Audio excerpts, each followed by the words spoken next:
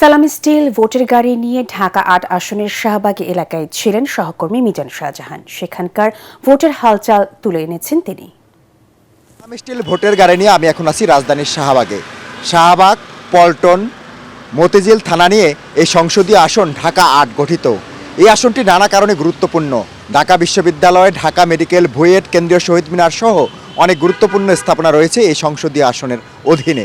এমনকি Dhaka reporters unity ও জাতীয় press ক্লাবও এই সংসদীয় আসনের আওতাভুক্ত।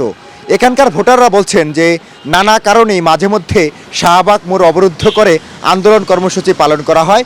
এতে এখানকার যারা স্থানীয় বাসিন্দা বা এখান দিয়ে যারা চলাচল করেন তারা নানাভাবে ভোগান্তির শিকার হন। ভূমিকম্প সহনীয় মোস্ট ডিউরেবল দেশের প্রথম থার্মেক্স রড সালাম স্টিল। সালাম স্টিল বোঝে ডিউরেবিলিটি। সালাম স্টিল মোস্ট ডিউরেবল স্টিল।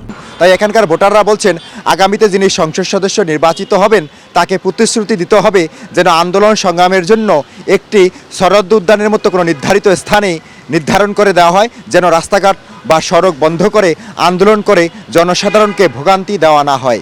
সালাম স্টিল ভোটের গাড়ি নিয়ে এই মুহূর্তে এই ছিল আমার কাছে সবশেষ খবর।